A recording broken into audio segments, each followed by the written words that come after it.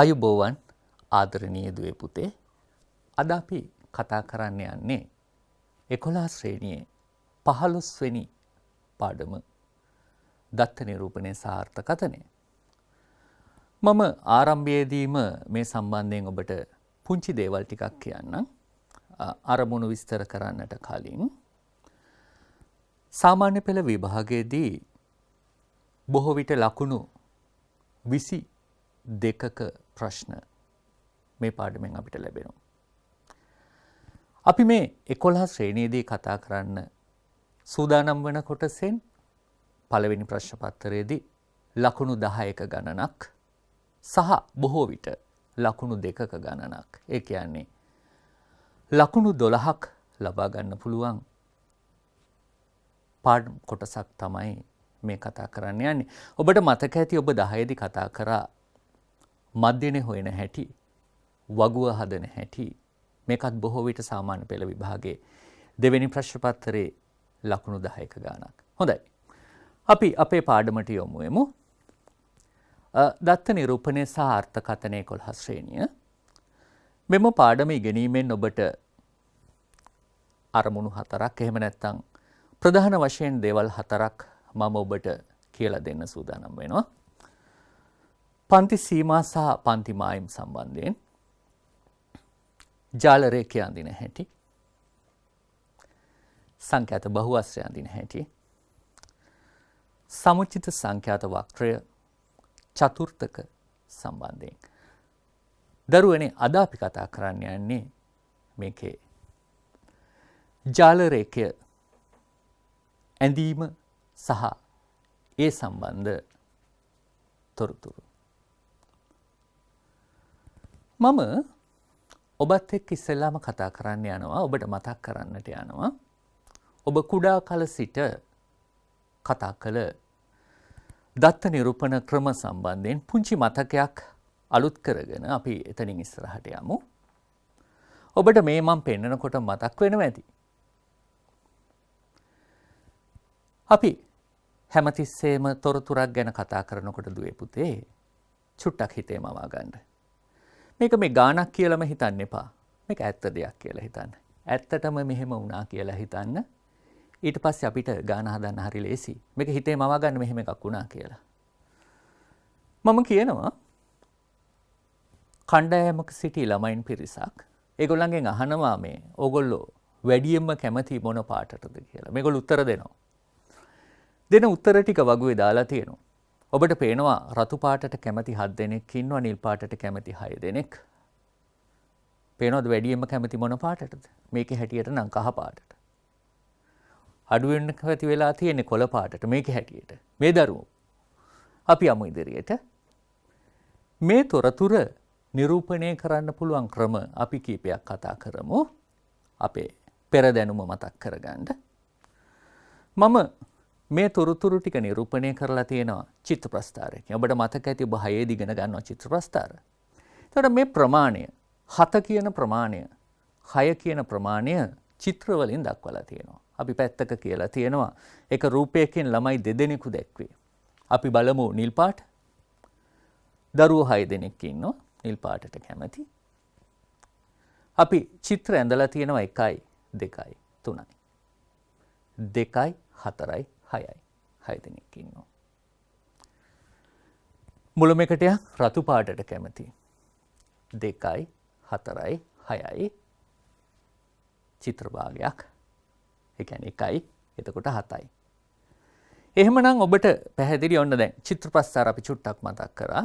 යම් තොරතුරක් කෙනෙකුට පහසුවෙන් හඳුන ගන්න. එහෙම නැත්නම් ලස්සනට ඉදිරිපත් කරන්න අපි චිත්‍ර ප්‍රස්ථාර කියන ක්‍රමය පාවිච්චි කරනවා. ඔබට මතකද මේ තොරතුර? මේ ක්‍රමය දත්ත නිරූපණ. අපි කතා කරා 10 දී. පුතේ මේකත් බොහෝ විට සාමාන්‍ය පෙළ විභාගයට එන එකක්. අර මම දීපු තොරතුරම තමයි. මේකෙදි පුතේ දැන් ඔයා දැක්කනේ අතනදී අර දත්ත වැඩි වෙනකොට, පිරිස වැඩි වෙනකොට එහෙම නැත්නම් විශාලගයක් පෙන්නකොට චිත්‍ර ප්‍රමාණය වැඩි වුණා. ප්‍රමාණය අඩු නම් පොඩි පිරිසක් නම් චිත්‍ර අඩුයි. මේකේ පුතේ නිරූපණය වෙන්නේ මෙන්න මේ කෝණයෙන්. කේන්ද්‍රික ඛණ්ඩයේ කෝණය. කේන්ද්‍රික ඛණ්ඩයේ කෝණය වැඩි නම් ඔබ බලමු මේ කහනේ මෙතන වැඩිමගේ. කේන්ද්‍රික ඛණ්ඩයේ කෝණේ වැඩිම දාලා තියෙන්නේ මම කහ පාටට. මේකේ හැටියට අඩුම කොළ පාට බලන්න කේන්ද්‍රික ඛණ්ඩයේ කෝණේ අඩුම කොළ පාට. මේක සාමාන්‍ය පෙළ විභාගෙදී බොහෝ විට එන ගැටලුවක් නිසා මම මේක නම් අද කතා කරන්නේ නැහැ. නමුත් අපිට මේ කෝණය හොයාගන්න හැටි චුට්ටක් පැහැදිලි කරගෙන යන්න. මම රතු පාටට අදාළ කෝණය හොයන්නම්. මෙතන ළමයි ඉන්නවා පුතේ ඔක්කොම 30 දෙනෙක්. ඔබ එකතු කරලා බලන්න 7යි 6යි 9යි 3යි 5යි එකතු කරාම 30ක් එනවා. මේ 30 දෙනාගෙන් 7 දෙනෙක් රතු පාටට කැමතියි. 30 දෙනාගෙන් 7 දෙනෙක්. ඒතකොට භාගයක් ලෙස ගත්තොත් 30න් 7ක් රතු. මේ කේන්ද්‍රික ඛණ්ඩයේ මුළු වටය අංශක 360ක්. එහෙමනම් මේ අංශක 360න් යම්කිසි ප්‍රමාණයක් භාගයක් ලෙස ගත්තොත් 30න් 7ක් අපි වෙන් කරන්නට ඕනේ රතු පාට සඳහා. බලන්න මම කරපු දේ අංශක 360න් 30න් 7ක් රතු පාටට. පුතේ 3 වරක් 12 36යි නේ. එතකොට මේක කැපෙනවා 30 වරක් 1යි 30 වරක් 12යි. මම ගුණ කරනවා 12 වරක් 7 රතු පාටට කැමති දරුවන් නිරූපණය කරන අපේ කෝණය අංශක 84යි. එහෙනම් අංශක 84ක කෝණයක් අරගෙන තමයි මම රතු පාට ඇඳලා තියෙන්නේ. මම ඉතිරි ටික නම් ඔබට හොයන්නේ නැහැ මේ වෙලාවේ. මම ඉතිරි ටික දැම්ම මේ විදිහට. ওই විදිහට තමයි සියල්ල හොයාගෙන තියෙන්නේ. පුතේ ඔබ මතක තියාගන්න අපි අද කතා කරන පාඩම වගේම නිතරම සාමාන්‍ය පෙළ විභාගෙට චිත්‍ර ප්‍රස්තාරය ඔබට ලැබෙන බව. අපි යමු තවත් මේ තොරතුර නිරූපණය කරන්න පුළුවන් ක්‍රමයකට. රතු පාට 7 දෙනයි, නිල් පාට 6 දෙනයි. මම ඇඳා චිත්‍ර ප්‍රස්තාරයක් මතකද? එතකොට අර පළවෙනි එකේදී චිත්‍ර ප්‍රමාණය වැඩි වෙනකොට නිරූපණය කරන ගණන වැඩි. දෙවෙනි එකේදී කෝණය වැඩි වෙනකොට, එහෙම නැත්නම් කේන්ද්‍රික ඛණ්ඩයේ කෝණය විශාල වෙනකොට නිරූපණය කරන ප්‍රමාණය වැඩි. මේකෙදී මේ තීරයේ උස වැඩි වෙනකොට නිරූපණය කරන ප්‍රමාණය වැඩි. ඔබට පේනවා නේද උසම තීරයක් මම දාලා තියෙන කහ පාටට. හරි. එහෙමනම් මේකෙදී තීරයේ උස තමයි වැදගත් වෙන්නේ. මම මේක ගැන තව පුංචි තොරතුරු ටිකක් ඔබට මතක් කරලා යන්නම්. මොකද අපේ පාඩමට පොඩ්ඩක් කිට්ටුවෙන් යන එකක් හින්දා. මේ තීර ප්‍රස්ථාරයකදී ඔබට පේනවා මේ තීර අතර පරතරයක් තියෙනවා. තීර එකට ගෑවිලා නැහැ. ඔබ මතක තියාගන්න වැදගත් කාරණයක් මේක මම තව ඉදිරියේදී මේක ගැන කතා කරනවා. තීර ප්‍රස්ථාරයකදී තීර එකට ගෑවිලා නැහැ කියන එක මතක තියාගන්නකෝ. පුතේ දත්ත නිරූපණ තව ක්‍රමයක් විදිහට මම කතා කරන්න යනවා. තොරතුරු ටිකක් වගුගත කරලා නිරූපණය කරන හැටි. මාස 6ක කාලයක් තුල සේවකයන් 30 දෙනෙකුගෙන් යුත් කණ්ඩායමක එක් සේවකයා සේවයට පැමිණ තිබූ දින ගණන් පිළිබඳව තොරතුරු අරගෙන ඒ තොරතුරු ටික තමයි මේ දාලා තියෙන්නේ. මම මේ තොරතුරු ටික පොඩ්ඩක් වර්ගීකරණයක් කරගන්නවා වෘත්තපත් සටහනක දක්වන්න. මම කාණ්ඩ තුනකට වෙන් කරගත්තා. ඔබට පේනවා මම පාට තුනකින් දක්වලා තියෙනවා 130 ගණන් රතු පාටින් තියෙනවා. 140 ගණන් නිල් පාටින් 150 ගණන් කළු පාටින්. පුතේ වෘත්තපත් සටහනකදී අපි කරන්නේ හැමතිස්සෙම මේ අග ඉලක්කම වෙන් කරනවා. ඒ කියන්නේ 137 මම වෙන් කරනවා 13යි 7 විදිහට. 13 7 135 13 5 ආදි වශයෙන් 141 14යි 1. එතකොට මගේ පළමු පෙළේ මම ගන්නවා 13ත් එක්ක බිඳුව. මම පෙන්නන්නද මේ 130 මේ තියෙන්නේ 13යි 3 මේ දෙවෙනි අගය. මේක ඇති මේ තියෙන්නේ 13යි 3 133. එහෙමනම් ඊළඟ ටික 14ත් එක්කනේ. ඔන්න 14ත් එක්ක එන අගයන් ටික දැක්කද දරුවනේ මම මෙතන මේ නිල් පාටින් දක්වලා තියෙන ටික. මගේ ඉතුරු ටික කළු පාටින් තියෙන 15ත් එක්කන 150 ගණන්. පුතේ තව කාරණයක්. මෙන්න මේ පත්‍ර ටික හැමතිස්සෙම ආරෝහණ පිළිවෙලට පිළිටන්න ඕනේ. අගයන් වැඩි වෙන පිළිවෙලට. මෙතන 137 ඉස්සල්ලාම තිබුණාට මම මේකේ 137 මාක් වෙලා තියෙන්නේ මෙන්න මේ හරිය. ලකුණු වෙලා තියෙන්නේ පොඩ්ඩක් පල්ලෙහායි. ආරෝහණ පිළිවෙලට එනකොට 130 දාලා ඉන්න ඕනේ. ඒ වගේම මේ නිරූපණය වෙන්නේ මොකක්ද කියලා පල්ලෙහාන් ලියලා තියන්න ඕනේ. හොඳයි. අපි තවත් නිරූපණ ක්‍රමයකට යමු. අර තොරතුරු ටිකම ගත්තා. මම පන්ති ප්‍රාන්තර විදිහට වෙන් කරන්න යන්නේ. දෙවෙනි ප්‍රාන්තරය ගැන මේක ගැන හිතන්න එපා. මේ වගුව ගැන අපි පළවෙනි වගුව ගැන කල්පනා කරමු. පළවෙනි වගුවේ 130 135 කියන පරතරය තුල මම පෙන්නන්නද පොඩ්ඩක් වෙනස් කරලා. 135 140 කියන පරතරය තුල දත්ත කීයක් තියෙනවද? ඔන්න දැන් මේක ආපු ගමන් ඔබට ගැටලුවක් ආයෙ මතුවෙනවා. මොකක්ද ගැටලුව? 135න් මේක ඉවර වෙනවා මේ ප්‍රාන්තරය. මේ ප්‍රාන්තරය පටන් ගන්නවා 135න්. 135 කොහෙටද දාන්නේ? ඔබ මොකද හිතන්නේ? පුළුවන්ද මට උත්තරයක් දෙන්න? පුළුවන්ද? දරුවනේ ඒක වෙන්නේ මෙහෙමයි. සාමාන්‍ය මේ වගේ ප්‍රාන්තරයක මේ තියෙන්නේ 130 සහ 130ට වැඩි එහෙත් 135ට අඩු. ඒ නිසා පුතේ 135 මේකට අයිති වෙන්නේ නැහැ. 135 අයිති වෙන්නේ මෙන්න මෙතනට.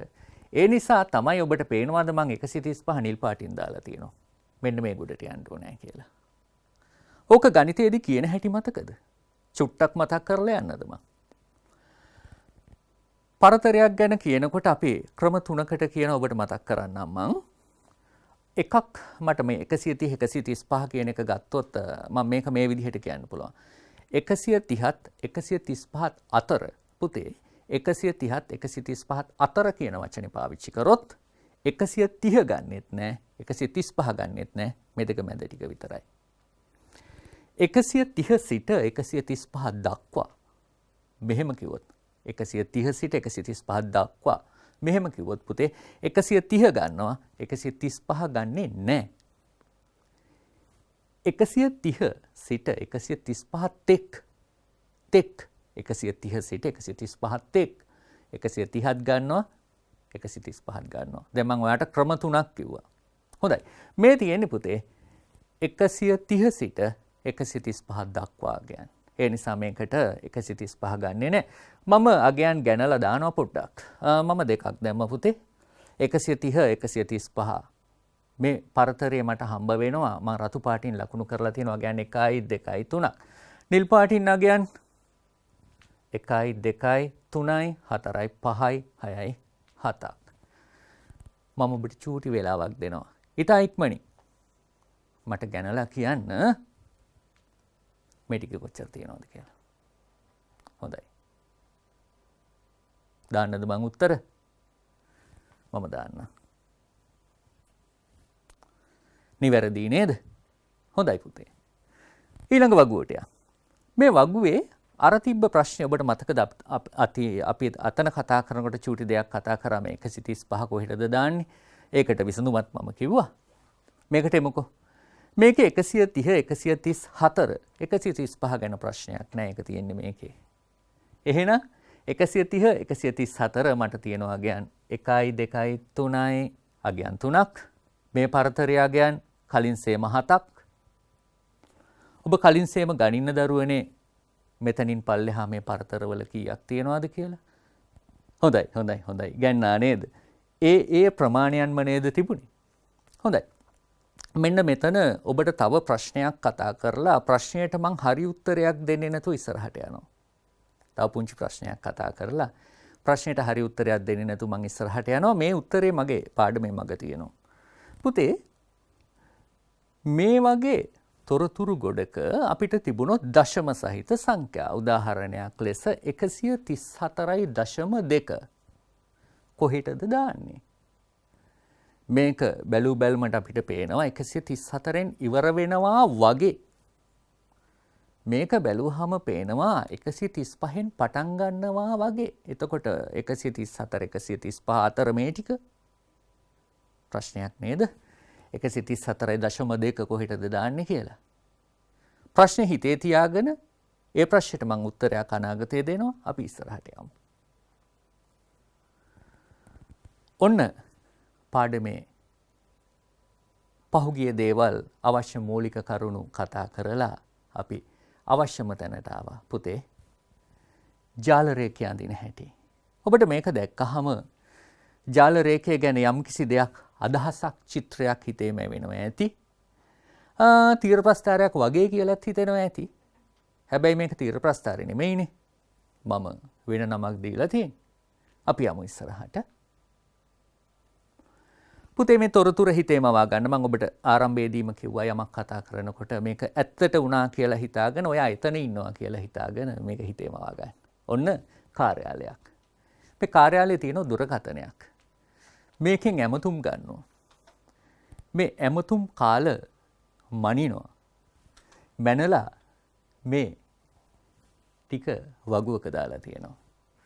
0.5 මිනිත්තු එහෙම ඇමතුම් තිබිලා තියෙනවා 4ක්. 5:10ත් කියන ප්‍රාන්තරයේ තිබිලා තියෙනවා 7ක්. මම හිතනවා මම දැන් ඔබට ආයි සැරයක් මේ 5 කොතැනටද කියන එක පැහැදිලි කරන්න ඕනේ නෑ මම ඉස්සෙල්ලා කරා. එහෙමනම් 10ත් 15ත් කියන ප්‍රාන්තරයේ 12ක් ඇමතුම් 15ත් 20ත් කියන ප්‍රාන්තරයේ 8ක් 20 25 කියන ප්‍රාන්තරයේ 6ක් ඔබ ගැනලා බැලුවොත් ඔක්කොම එදා ඇමතුම් කීයද කියලාත් ගැන ගන්න පුළුවන් වේවි. මෙතන ඔයාට චූටි ප්‍රශ්නයක් එනවා ඇති කියලා හිතෙනවා මම උත්තරයක් දීගෙන යන්නම් ඔබට ඇති වුණොත්. මේ බිඳුව ආවේ කොහොමද කියලා. කාලයේ බිඳුව වෙන්න පුළුවන්ද? එහෙමනම් ඒක ඇමතුමක්ද? කතා කරලා නැහැ නේ මෙයා. පුතේ අපි මේ කතා කරලා තියෙන මිනිත්තු වලින් තප්පර 2-3ක දුරකථන ඇමතුමක්. ඒක බිඳුවට ඉතා ආසන්නයි මිනිත්තු වලින්. ඒ නිසා තමයි මම බිඳුව කියන එකත් යොදාගෙන තියෙන්නේ. හොඳයි. මම යනවා ඉදිරියට. මේක අපිට මොනවද කියන්නේ බලමු. අපිට කියනවා පුතා මේ තොරතුරු ටික පුතේ දුවේ මේ තොරතුරු ටික දැක්වීමට ජාල රේඛයක් අඳින්න. ඒ කියන්නේ තොරතුරු නිරූපණය කරන ක්‍රම අපි ගොඩක් කතා කරා. තීර ප්‍රස්ථාර, වට ප්‍රස්ථාර, චිත්‍ර ප්‍රස්ථාර ආදී වශයෙන් මේ කතා කරන්නේ ජාල රේඛයකින් කොහොමද මේ තොරතුරු නිරූපණය කරන්නේ කියලා. ඉස්සෙල්ලා මම ඔයාලට කියන්න ඕනේ ජාල රේඛය කියන්නේ ප්‍රස්ථාරික ක්‍රමයක්. මම ගෙනව ප්‍රස්ථාර කොලයක් මේ. මම අක්ෂ දෙක අඳින්න යනවා. ඔබට මම මේ වෙලාවේ මතක් කරනවා අක්ෂ දෙකක් ගන්නකොට තිරස් අතට ගන්නෙ මොකක්ද? සිරස් අතට ගන්නෙ මොකක්ද? මේක කොහොමද වෙන්නේ? ඔබ සාමාන්‍ය ප්‍රස්ථාරයක් අඳින හැටි හිතන්න. x අක්ෂය මේ පැත්තට, y අක්ෂය මේ පැත්තට. සිරස් පැත්තට, තිරස් පැත්තට x අක්ෂය. මොකද්ද මේ කියන්නේ? දරුවනේ සාමාන්‍යයෙන් ප්‍රස්ථාරයකදී මුලින් දෙන අගය තිරස් වෙන්නේ x අක්ෂයට. පසුව දෙන අගය මේ අතට එන්නේ සිරස්ව y අක්ෂයට. ඒ වගේ. එහෙනම් මේක ගැන කතා කරොත් කාලය තිරස් පැත්තට එන්න ඕනේ. කාලය මිනිත්තු. ඇමතුම් ගණන සිරස් පැත්තට එන්න ඕනේ. මේ දෙක ගැන තවදුරටත් හිතුවොත් මං අඳින්න දක්ෂ දෙක. ඔව්. අක්ෂ දෙක නම් කරමු. මොනවද අපි කිව්වේ? තිරස් පැත්තට කාලය, සිරස් පැත්තට ඇමතුම් ගණන. ක්‍රමාංකණය කරන්න කලින් චුට්ටක් කතා කරමු. මේක යනවා පුතා බිඳුවේ ඉඳන් 25 දක්වා. දැක නේද? බිඳුවේ ඉඳන් 25 වෙනකම් මේක. ඇමතුම් ගණන කියන අක්ෂයේ උපරිම අගය 12. එහෙමනම් මේක 12, 13, 14 විතර දක්වා ඇඳගත්තාම ඇති. මම ක්‍රමාංකණය කරන්නම්. ඔබට මම මේ වෙලාවේ මතක තියාගන්න පුංචි දෙයක් කියන්නම්. ක්‍රමාංකණය කරනකොට මේ ජාල රේඛයක් අඳිනකොට විශේෂයෙන් මෙන්න මේ ප්‍රාන්තරවල තියෙන අගයන්ම මේකේ තියෙන්නේ 0.5, 10, 15, 20, 25. ඒ අගයන්ම මේ අතට ගත්තොත් මේක අඳින්න ලේසි. ඒ අගයන්ම මේ අතට ගත්තොත් මේක අඳින්න ලේසි. ඔබට වෙනස් විදිහකට ක්‍රමාංකණය කරන්න පුළුවන් පුතේ. එතකොට මේක අඳින්න චුට්ටක් අමාරුයි. මේකේ තියෙන වැඩිම අගය 12නේ. 12 හෝ ඊට පොඩ්ඩක් වැඩි වෙන්න x y පැත්තට එන අගයන්. එහෙම නැත්නම් සිරස් අක්ෂය ගන්න. හොඳයි. මම යන්නම් එහෙනම් ඉදිරියට. මම අඳින්න යනවා 0.5 අතර 4ක් තියෙනවා. පටන් ගන්නද? මෙන්න මේක නේද පරතරය. ඔව්. මම ඇඳ 4ක් උසට රේඛාවක් යා කරනවා 0.5 අතර 4ක් උසට. 5 10ත් අතර 7ක්. අඳිමුද? මෙන්න මේ පරතරය මං අඳින්නම් උඩට 7 දක්වා ගියා. මේ රේඛාව 7 දක්වා ගියා. උඩ යා කරමු. තිරස් රේඛාව අඳිමු. 7යි. 5 10ත් අතර 7යි. 10ත් 15ත් අතර 12යි. මෙන්න මේක නේද? මෙහෙම යන්න ඕනේ. පුතේ මේ වගේ වෙලාවට අපි අපේ කෝදුව පාවිච්චි කරමින් පැන්සල පාවිච්චි කරමින් රේඛා දෙක ඇඳලා තිරස් රේඛාව ඇඳලා මේ තනි රේඛා විදිහට තමයි මේක අඳින්න ඕනේ. ඔන්න එතනත් අපිට පෙට්ටියක් වගේ හැඩයක් එහෙම නැත්නම් රේඛා තුනකින් ලැබුණා 12ක් උසට. 15ත් 20ත් අතර 8යි. 8ක් උසට. 20ත් 25ත් අතර 6ක්. හරි නේද 6? හරි නේද පුතේ? 6ක් උසට. ඇඳලා ඉවරයි. මම පුංචි වැරදි වචනයක් පාවිච්චි කරා. උස. නෑ පුතේ, උස නෙමෙයි. වැරදි මගේ වචනේ. දැන් කියන්නම් හරි වචනේ. වර්ගඵලය. ඔබ කල්පනා කරනවා ඇති මේ මොකක්ද මේ කියන්නේ කියලා. පැහැදිලි කරන්න. පුතේ එන්න මම එන්නම් දෙවෙනි තීරයට 5 10 කියන එක. 5 10 කියන තීරය අපි ගන්නවා මේ තීරයක පළල ඒකක 1යි. ඒකක 1යි. මොනවා හෝ 1යි. මේකේ උස 7යි. එතකොට පළල 1යි උස 7යි. එහෙමනම් මේකේ වර්ගඵලය 1 වරක් 7 එහෙම නැත්නම් 7 වරක් 1 7යි.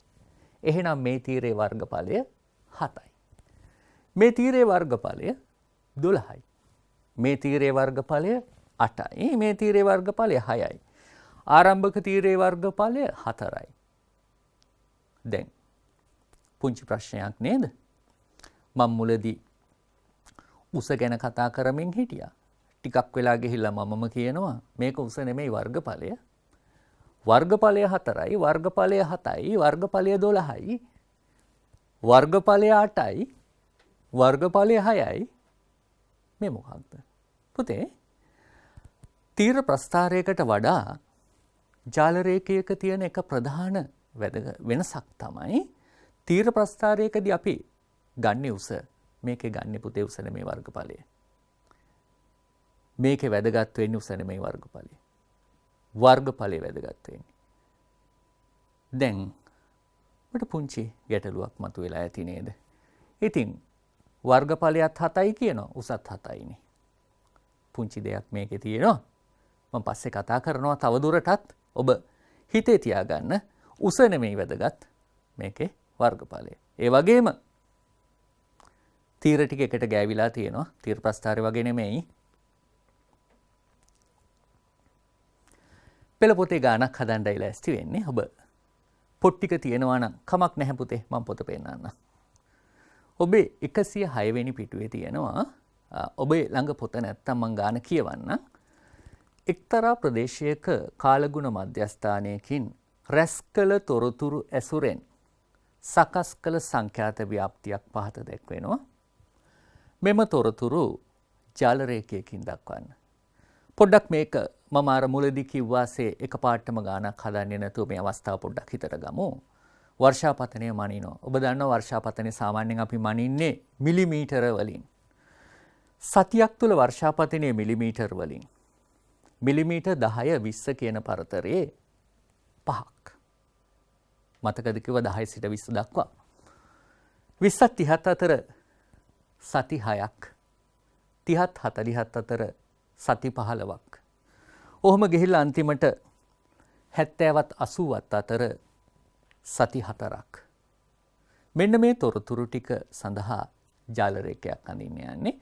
මේ ගානත් මම ඔයත් එක්ක බොහොම හිමින් හදනවා.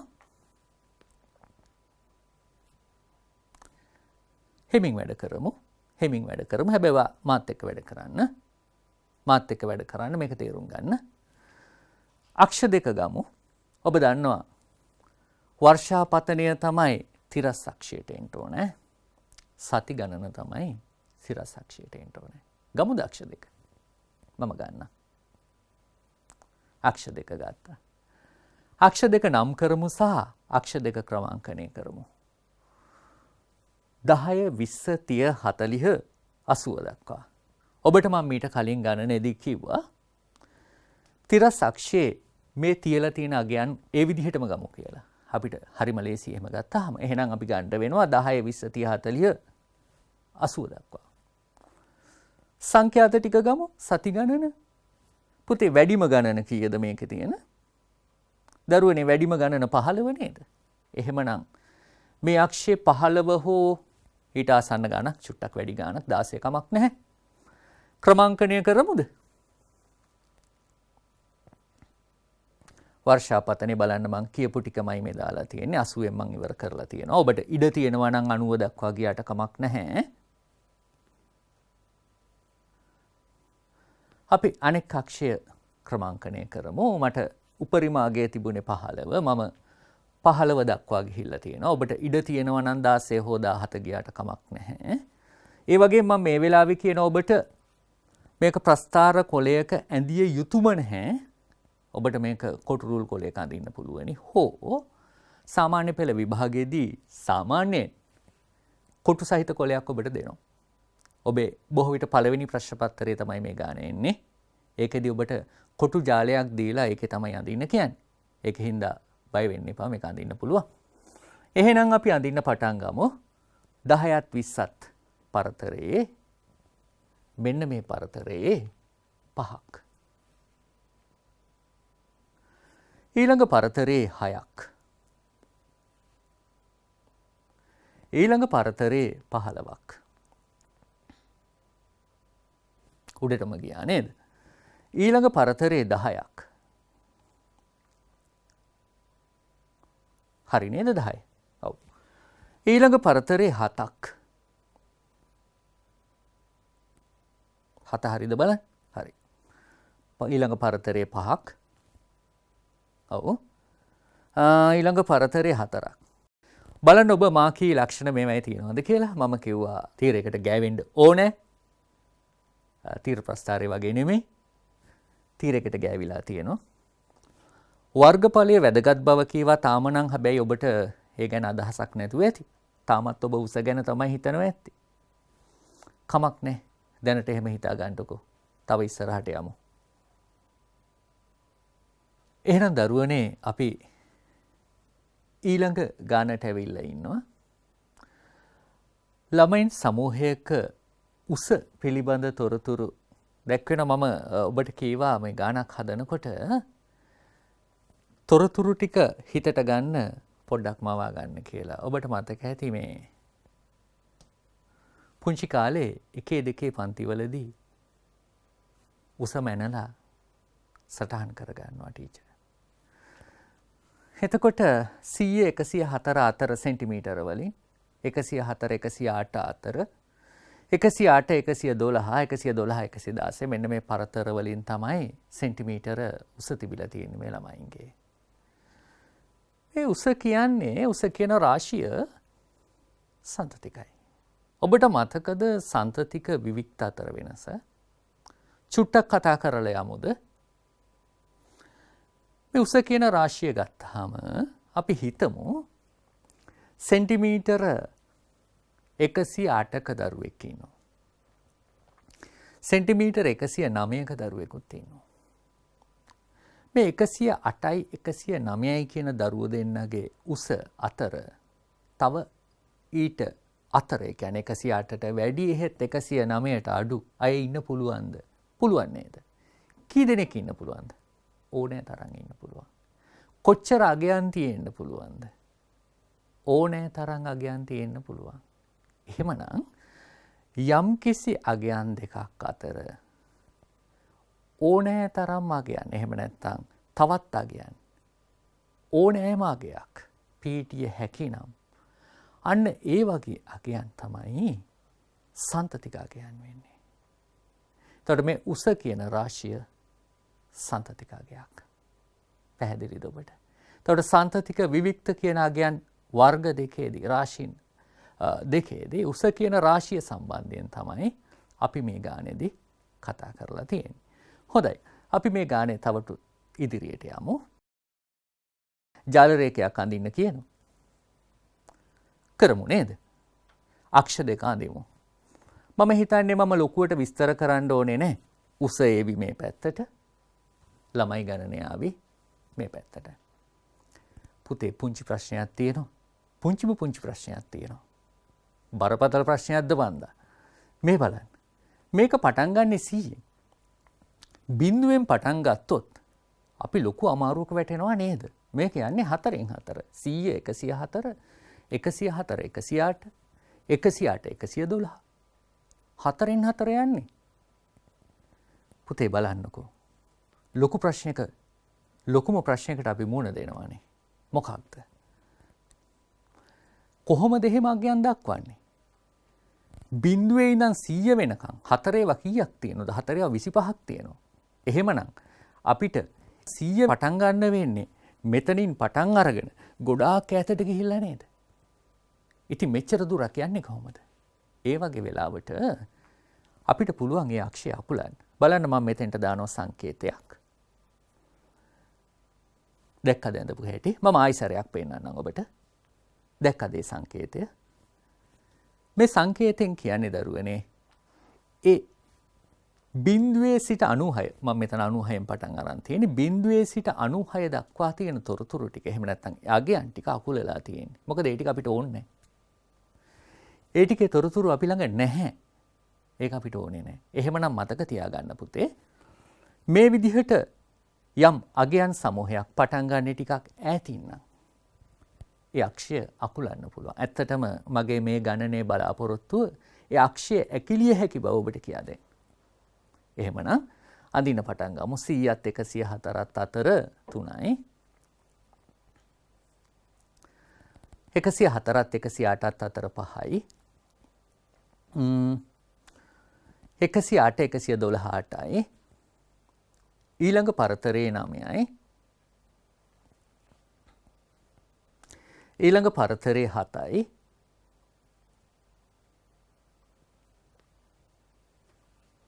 ඊළඟ පරතරේ 2යි. මම හිතනවා දැන් ඔබට මං ගොඩාක් විස්තර කරා ගණන් අරගෙන අපි මේ හදන මේ වර්ගයේ 3 වෙනි ගණන එක පරතර ලබා ගන්නා හැටි ඒවට ගැලපෙන්න ජාල රේඛය අඳින හැටි මේ වෙනකොට අපි කතා කරමින් යනවා. ඔබට බොහෝ පැහැදිලි ඇති කියලා මම විශ්වාස කරනවා. අක්ෂය අකුලන හැටි ඔබට පැහැදිලි ඇති. ඒ සංකේතය මතක තියාගන්න. මම තව ඉදිරියට යන්නම්. පෙළ පොතේ ගණනක් 15 අභ්‍යාසය 106 පිටුවේ තියෙනවා ගණනක්. අකුරු පුංචි හින්දා මම ගාන කියන්නම්. වන වගාවක හෙක්ටාර 10ක තිබූ තේක ගස් වල වට ප්‍රමාණ මැන රැස් කරග දත්ත ඇසුරෙන් සකස් කළ සංඛ්‍යාත ව්‍යාප්තියක් පහත දැක්වේ. එම දත්ත ජාල රේඛයකින් දක්වන්න. පොඩ්ඩක් මවන්නකෝ. තේක ගස් තියෙන වනාන්තරයක් තියෙනවා. මේ ගස්වල වට ප්‍රමාණ මනිනවා. මැනලා මේ තොරතුරු ටික වගුගත කරනවා. 30 35 40 40 45 45 50. මම හිතනවා ඔබට දැන් යම් අදහසක් මේ වෙනකොට මේ ජාල රේඛේ දැන් හිතේ මේවිලත් ඇති. මේ අතට ගන්නට ඕනේ මේ අගයන් ටික. මේ අතට ගන්නට ඕනේ මේ අගයන් ටික. 30න් පටන් අරගෙන 60න් ඉවර වෙන්න ඕනේ. වැඩිම අගය 24යි. 24ක් යන්න පුළුවන් වෙන්න ඕනේ මේ අක්ෂේ. පටන් ගමු නේද?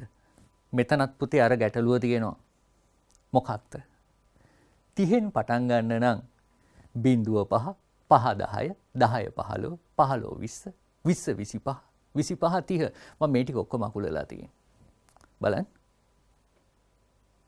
ඒ ටික අකුලලා ඔබ 30න් පටන් ගන්නවා. 30 ඉඳන් ඉස්සරහට යනවා. පුතේ මේ වෙලාවේ මම ඔබට තව දෙයක් කියන්නම්. ඔබට ඉඩ තිබෙනවා නම් ඔබේ ප්‍රස්ථාර කොලේ හෝ ඔබ අඳින කොලේ 30න්ම පටන් ගන්නේ නැතුව තව චුට්ටක්, ඒ කියන්නේ 25න් විතර පටන් ගත්තාට කමක් නැහැ.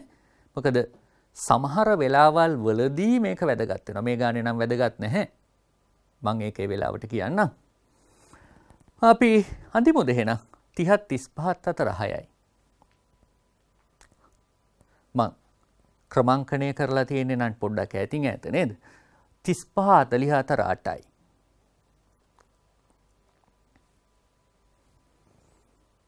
40 45 අතර 9යි. හරි නේද?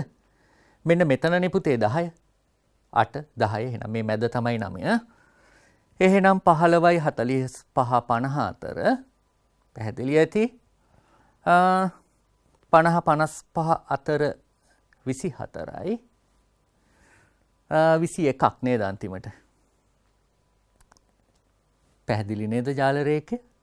අච්චු පුතේ ගණනක් හැදුවා. තීර ටික එකට ගෑවිලා තියෙනවා. අක්ෂය අකුලලා තියෙනවා. වෙන විශේෂයක් නැහැ.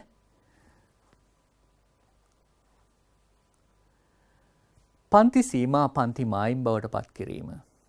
පුතේ මේ මොකක්ද මේ කියන්නේ? දරුවනේ මම ඔබට කතා කරන්න යනවා පන්ති සීමා සහිත වගුවක් පන්ති මායිම් සහිත වගුවක් බවට පත් කරන්නේ කොහොමද කියලා. ඔබට මතකද මේ වගුව මම ඊට කලින් කතා කරා? එතනදී ප්‍රශ්නයක් ඇවිල්ලා ප්‍රශ්නේ ඉතුරු කළා ඉස්සරහට ආව මතකද? අපි එතන ඇහුවා මේ 134.2 ආවොත් මේක දාන්නේ කොහාටද කියලා. ඔබ මම ප්‍රශ්නයක නවත්තලා උත්තරයක් දෙන්නේ නැතුව උත්තරේ පස්සේ කියන්නම් කියලා ඉස්සරහට ආවා. දැන් උත්තරේ කියන්නේ යන්නේ. මම ලෑස්ති වෙනවා මේ පන්ති සීමා සහිත වගුව පන්ති මායිම් සහිත වගුවක් බවට පත් කරන්න. මේක කළ හැටි මම ඔබට විස්තර කරන්නම්. මේ ප්‍රාන්තරයේ ඉහළ තියෙන්නේ 134. ඊළඟ ප්‍රාන්තරයේ පටන් ගන්නේ 135න්. එතකොට 134ත් 135ත් අතර අගයන් කොහෙටද යන්නේ කියන ගැටලුවේ අපි හිටියා. මේ අපි මේක ඇඳලා තියෙන්නේ. මේ වගුව ගොඩනගලා තියෙන්නේ පන්ති සීමාවන් සහිතව. මම මේක පන්ති මායිම් වලට යන්නයි මේ ලෑස්ති වෙන්නේ. මේක ගන්නෙ මෙහෙමයි. ඔබ බලන්න 134 වෙනුවට මම අරගෙන තියෙනවා 134.5. මේකට පුතේ ක්‍රමය තමයි මෙන්න මේ අගයන් දෙක එකතු කරලා, ඒ කියන්නේ 134ත් 135ත් එකතු කරලා දෙකට බෙදන්න. එතකොට ওই දෙකේ මැද අගය එනවා. ඇත්තටම මේකත් කියන දෙකම අපි ගෙනියනවා මැද අගයට. ඒ කියන්නේ 134ත් 135ත් අතර මැද අගය. ওই දෙක එකතු කරලා දෙකට බෙදුවාම එන අගය 134.5යි. මේක ඉදිරියට ගෙනියනවා 134.5 වෙනකම්. මේක පහළට ගෙනියනවා 134.5 වෙනකම්. මේ බලන්න. එහෙමනම් දැන් ඔබට උත්තරයක් තියෙනවා. 134.2 කොහෙද තියෙන්නේ? මෙන්න මෙතන. එතකොට මේ තියෙන්නේ පන්ති සීමාවන් සහිතව, මේ තියෙන්නේ පන්ති මායිම් සහිතව. මේ හැම ප්‍රාන්තරයක් මේ විදිහට වෙනස් කරා මම ඔබට ප්‍රාන්තර 3ක් ඉතුරු කරලා තියෙනවා. උත්තර ගන්න. මේ දැන් ගන්න. හොඳයි. පුතේ මේක හොයන්න ලේසි ක්‍රමයක් මම මේ කියන්නේ. මොකක්ද මේ ක්‍රමය? මේක අඩු කරන්න. මේ ලොකු අගෙන් මේ පොඩි අගේ අඩු කරන්න. පරතරය එකයි. ඒකෙන් භාගයක් ගන්න. දෙකෙන් බෙදන්න. භාගයයි එහෙම නැත්තම් 0.5යි. මෙතනින් 0.5ක් ඉදිරියට යන්න. මෙතනින් 0.5ක් ආපස්සට එන්න. එතකොට මේකට નિયમિત හරි නිවැරදිම ක්‍රමය නම් මේ දෙක එකතු කරලා දෙකට බෙදලා ගන්න එක. නමුත් පුතේ මේකෙන් මේක අඩු කරලා ඒකෙන් භාගයක් අරගෙන මේ පැත්තට මේ පැත්තට තුරස් කරලා එහෙම ගන්නත් පුළුවනි. ඒක කෙටි ක්‍රමයක් කියලා අපි කියමු. මම යන්නම් ඉදිරියට. මම මේක පැහැදිලි කරන්න ඔයාලට පුංචි උදාහරණයක් ගෙනාවා. බොහොම වේගෙන් කියාගෙන යන්නම්. මේ නිවාස සංකීර්ණයක ගෙවල් 3ක් තියෙනවා. මේ තියෙන ඉස්සරහ තාප්පේ. මෙතන තමයි පාර. මේ තමයි මායිම. වැට ගහලා තියෙන්නේ උතන. කල්පනා කරනවා තාප්ප ගහන්න ඕනේ කියලා. මං ගහන්නම් තාප්ප. තාප්ප ගැහුවා. දැන් ඔබට පේනවද මායිම තිබුණේ මෙතන. දැන් මායිම තියෙන්නේ තාප්පේ ඇතුලේ. අපි ඉන්නේ මේ ගෙදර කියමුකෝ. මෙතනින් සීමා වෙන්න වෙලා තියෙනවා. මේ පැත්තෙන් මෙතනින් සීමා වෙලා. එහෙනම් මායිම තියෙන්නේ ඈත, සීමාව තියෙන්නේ තව චුට්ටක් ඇතුලේ. මේ දේ විතරක් මතක තියාගන්න. මායිම තියෙන්නේ පොඩ්ඩක් මෙහෙ, සීමා තියෙන්නේ තව චුට්ටක් ඇතුලේ. මතකද? මේකම වගුවක් එක්ක පුංචි පැහැදිලි කිරීමක්. වේගෙන් ඉදිරියට යන්න ඕනේ මම. තාප්ප ටික ගැහුවා. මේ බලන්න. මම මේ සීමාවන් ටික පෙන්නනවා 45 49 කියන පන්ති ප්‍රාන්තරෙ මෙන්න. ඊට එහා පැත්තේ තියෙන 40 44 මෙන්න සීමාවන් උල නැවතිලා තියෙන්නේ. එහෙනම් මේ මැද තියෙන ඉර එහෙම නැත්නම් මේ කඩ ඉර මේ දෙක මැදාගේ විය යුතුයි නේද? දැක්කද? ওই විදිහට මතක තියාගන්න. මං යන්නම් තව ඉස්සරහට.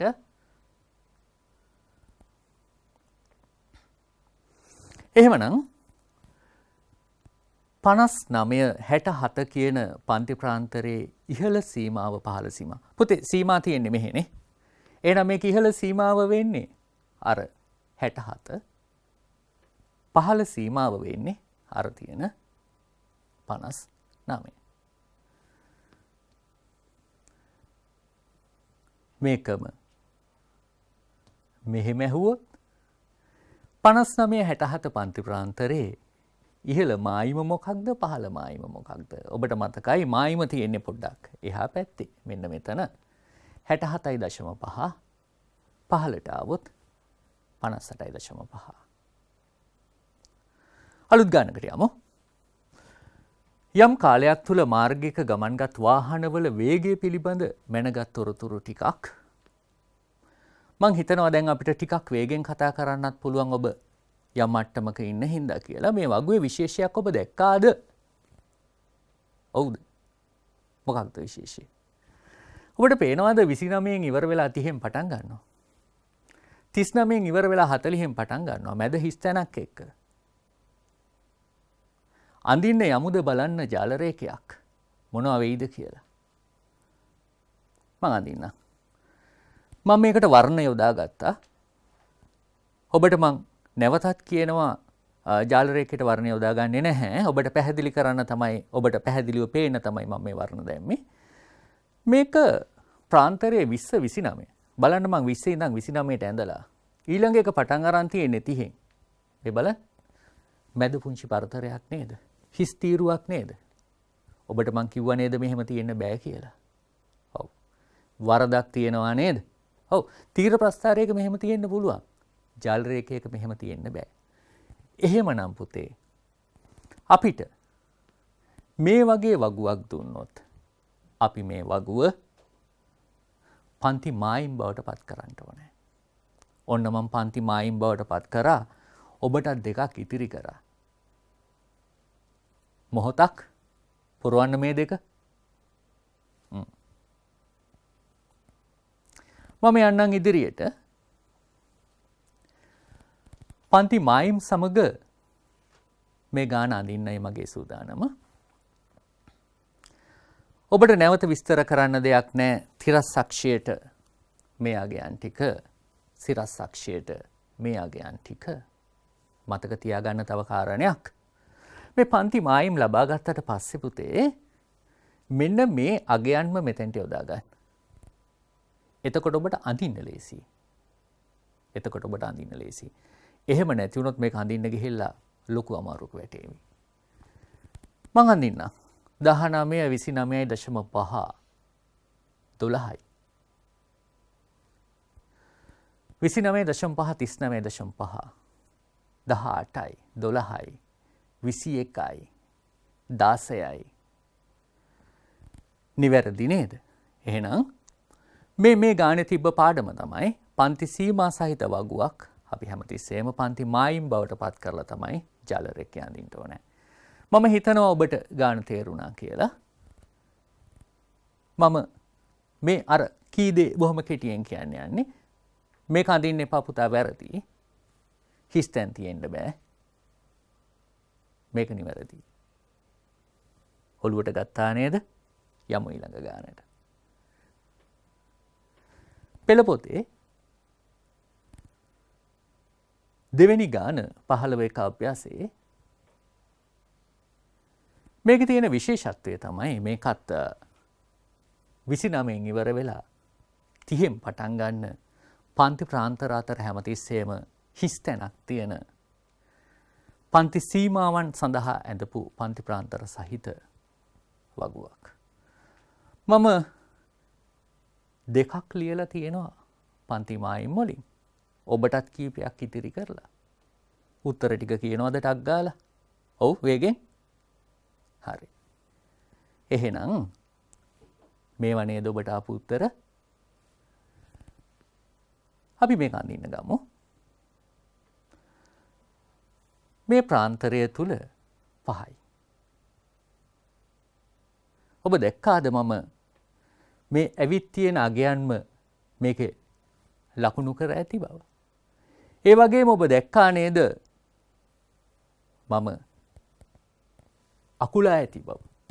ඔබට කියා දුන්න කාරණා දෙකක් මේ ගානේ භාවිතා වෙනවා.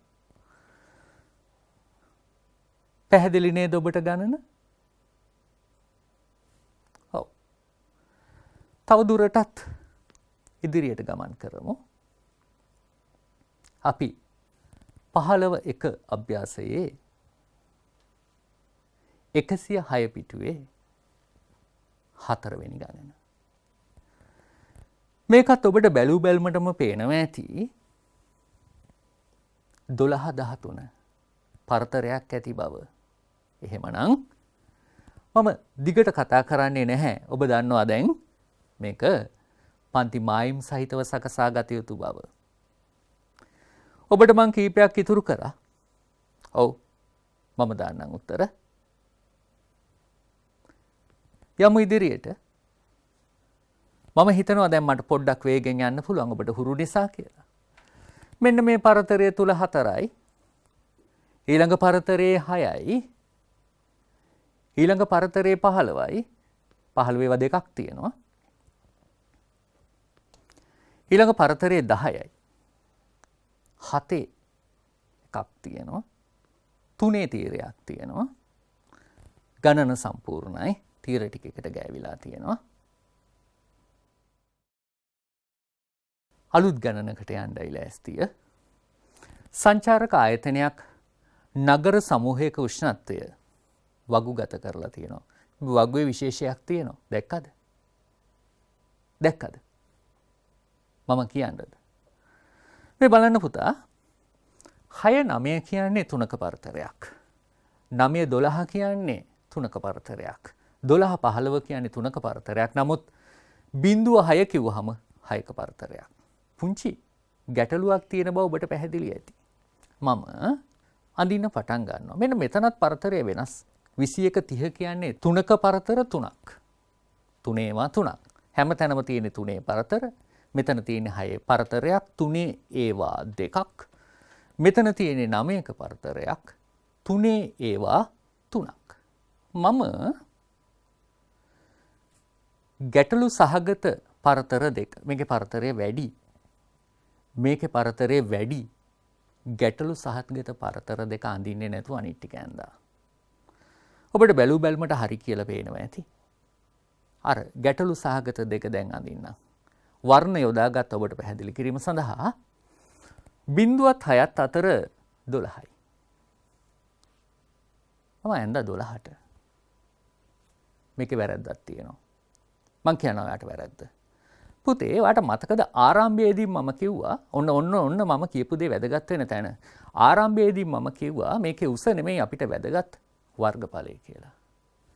මේක මම 12ක් උසට ඇඳ තීරය. හැබැයි ඔබට පේනවද මේකේ පළල දෙගුණයක් වෙලා?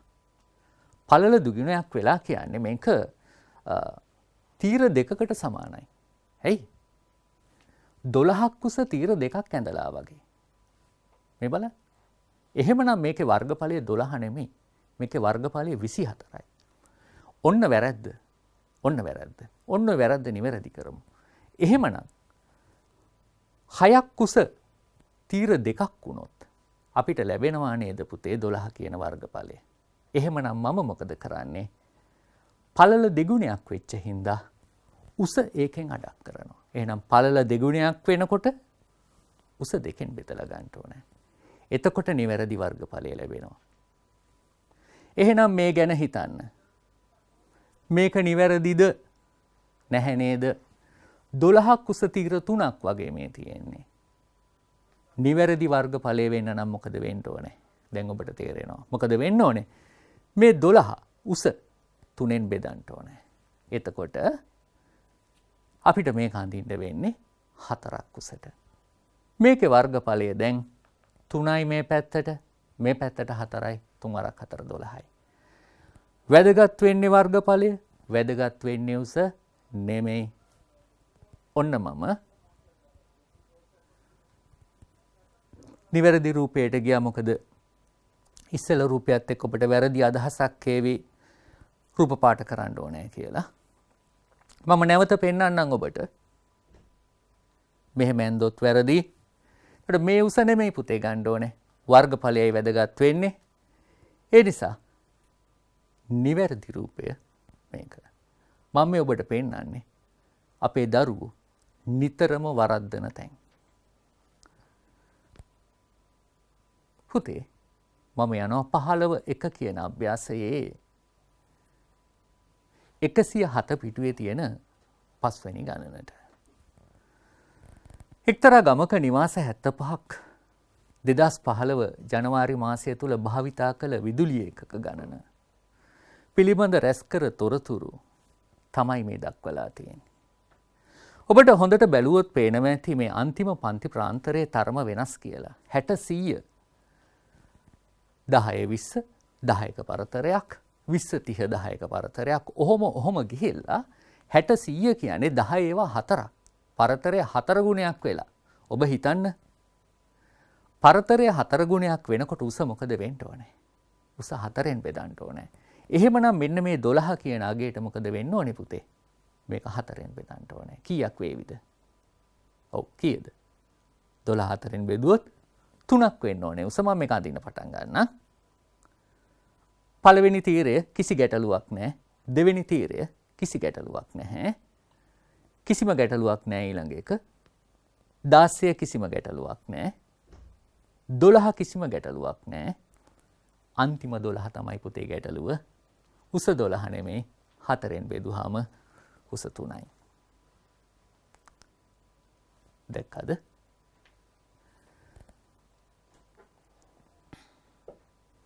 මෙතනින් මං සාමාන්‍ය පෙළ ගණනකට අවතීර්ණ වෙන්න ලෑස්ති වෙන්නේ මේ 2017 විභාගයේ පළවෙනි ප්‍රශ්න පත්‍රයේ ඒ කොටසේ 16 වෙනි ගණන. ලකුණු දෙකක ගණනක් පන්තියක සිසුන් විසින් පරීක්ෂණයකදී ලබාගත් ලකුණු ඇසුරෙන් පිළියෙල කර ඇති සංඛ්‍යාත ව්‍යාප්තියක් පහත දැක්වෙමිති. සංඛ්‍යාත ව්‍යාප්තියේ තොරතුරු භාවිතයෙන් දී ඇති අසම්පූර්ණ ජාලරු සම්පූර්ණ කරන්න. දරුවනේ උත්තරයට යන්න කලින් අපි චුට්ටක් හිතමු. මෙන්න මේ පරතරය තුල 3යි. මෙන්න ඇඳලා තියෙනවා. මේ ප්‍රශ්න පත්‍රයේ ඒ විදිහටම ඔබට පෙන්වන්න ඕනේ හින්දා මම ගත්තා. සමහර විට අකුරු පොඩ්ඩක් පුංචි ඇති. ඒකයි මම මේ කියවන්නේ ඔබට. 0.5 පරතරය එකමයි නේද? 10ක් කුසට 10ක් කුසට මෙන්න මේ ගානට විතර නේද? ඔව්. ඔබට පේනවද 10 20 කියනකොට පරතරය වැඩි. පරතරය දෙගුණයක් වෙලා නේද? එහෙනම් මේක 10ටද අපි අඳින්නේ? නෑ නේද? කීයටද අඳින්න ඕනේ? මේ 10 දෙකෙන් බෙදලා අපිට අඳින්න වෙන්නේ මේක 5ක් කුසට මෙන්න මේ ප්‍රමාණය. අපි බලමුද උත්තරේ? බලන්න පුතේ මේ සාමාන්‍ය පෙළ විභාගෙදී දීපු පිළිතුරු මෙන්න අපි අර කතා කරපු එක තීරයක් 10 උසට මෙන්න පුතේ අනෙක් තීරය උස අඩු කරලා 5ක් උසට ඇඳලා තියෙනවා. ලකුණු දෙන්න කියනවා මෙන්න මේ ආකාරයට. සියල්ල නිවැරදි නම් ඔබට ලකුණු 2ක් දෙන්න කියලා තියෙනවා. එතකොට මේ මොකක්ද මේ කියන්නේ? සියල්ල නිවැරදි නැත්නම් මේ තීරය පමණක් නිවැරදි නම් ඔබට 1 ලකුණක් දෙන්න කියනවා. මේ තීරය පමණක් නිවැරදි නම් ඔබට 1 ලකුණක් දෙන්න කියනවා. තීර දෙකම නිවැරදි නම් ලකුණු 2ක්, එක තීරයක් නිවැරදි නම් 1 ලකුණක්. පෙළ පොතේ තවත් ගණනකට අවතීර්ණ වෙන්නයි ලෑස්ති වෙන්නේ. 107 පිටුවේ 6 වෙනි ගණන දුරකථන පහසුකම් සපයන ආයතනයකින් එක් දිනයකදී ලබා ගන්නා ලද ඇමතුම් සංඛ්‍යාව සහ ඇමතුමකට ගත වූ කාලය. අපි ටිකක් වේගෙන් මේ ගාන ඉවර කරමු. මං හිතන්නේ ඔබට මේ වෙනකොට බොහොම පැහැදිලි ඇති. ඔබ බලන්න මේ පරතර සම්බන්ධයෙන් මේ 15න් 15 30 45 45ට ආදි වශයෙන් 15න් 15 වෙනස් වෙමින් යන පන්ති ප්‍රාන්තර සහිතයි. ඔබට පේනවා මේ අන්තිම පන්ති ප්‍රාන්තරය 90 120 කී ගුණයක් වෙලාද කියලා කල්පනා කරන්න. ඒකට එන්නේ 8ද කියලා කල්පනා කරන්න. මම අඳිනකොට කතා කරන්නම්. හොඳයි. මුල් ප්‍රාන්තර අපිට බය නැතුව අඳින්න පුළුවන් නේද? 8 9 12 16 අන්තිම එක ඉතුරුණා. ඔබ හිතුවා නේද මේ වෙනකොට? ඔව්. 90 120 කියන්නේ පුතේ 30ක පරතරයක්. පරතරයේ දෙගුණයක් වෙලා. එහෙනම් උස දෙකෙන් බෙදන්න ඕනේ. භාගයක් ගන්න ඕනේ. 8න් භාගේ 4යි. එහෙමනම් මේක ඇතෙන්නේ 4ක් උසට දෙගුණයක් පළලට. හොඳයි පුතේ. අපි අද පාඩමේ අරමුණු පැහැදිලි කරලා පාඩම විස්තර කරගෙන ඇවිල්ලා පාඩමේ අරමුණු ටික ඔබ දැක්කා. අද මම ඔබට කතා කරා පන්ති සීමා සහ පන්ති මායිම් ගැන. ජාල රේඛයේ ඇඳීම ගැන ඔබත් සමග මම කතා කරා. මට ඉතුරු වෙලා තියෙන ඔබත් සමග කතා කරන්න සංඛ්‍යාත බහුවස්ත්‍රය ගැන, සමුචිත සංඛ්‍යාත වක්‍රය ගැන. අපි ආයේ හම්බ වෙමු. හම්බ වෙලා ඉතිරි ටික කතා කරමු. එසේනම් දරුවනේ, එතෙක් ඔබට ආයුබෝවන්.